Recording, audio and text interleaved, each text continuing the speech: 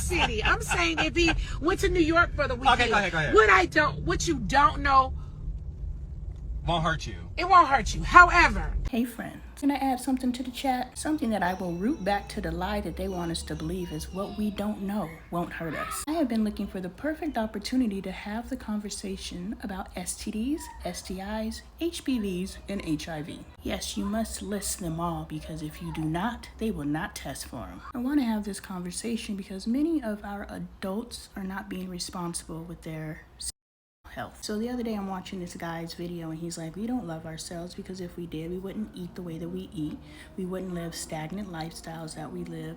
And you know, he's right. There's levels to this self-love. And unfortunately, presently, my self-love manifests as a sedentary sugar addict. I got high hopes for myself. And I would like to extend that self-love manifestation of self-treatment into our experiences. Too many of you guys are out here hitting it raw simply because it feels better. Yeah, it does feel better. Why don't one of y'all come out with a condom that actually feels good? It's gotta be a way. One of y'all brilliant enough, go and get a feel-good condom on the market. Make them quick millions. Just make sure it doesn't rupture. Defeats the purpose. But y'all out here gambling with your life. You know they created these diseases as just another form and another way to deplete the human population. Ours, but that's another conversation. The conversation I want to have with you today is those of you who are parents. Those of you who are parents and make the topic of sex and intercourse a no-no subject in your house. Your kids can't even talk about it, can't even watch it on TV, can't even experience it under your roof. And I want to just caution you to that choice because we are raising children who cannot talk to responsible adults about sex activity. So the only people they can talk to about sex activity are their peers or the television or their phone. Do you want their peers, the television? What you don't know Won't hurt you. It won't hurt you. Or the phone to be their introduction to sexual activity. That's your choice, but what I would like to encourage is you to just open the conversation. I talked to my 6-year-old about having girlfriends. Hey, tell me about your girlfriend. What is that like? Da-da-da-da-da.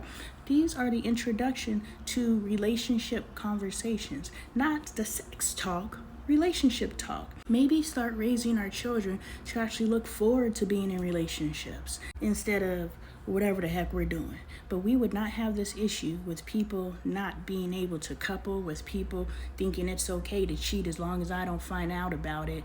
If we actually raise our children to value themselves, to value their body, their reproductive organs, their health on many levels, and value relationship, friendship, it's a thing. Have the conversations with your children.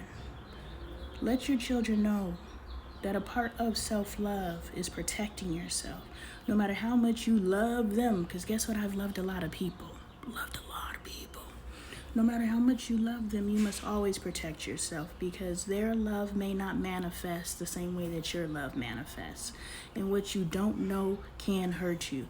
There are thousands, maybe millions of teens and adults, definitely, but teens walking around right now with an STD, STI, HPV, or HIV and are completely unaware of it.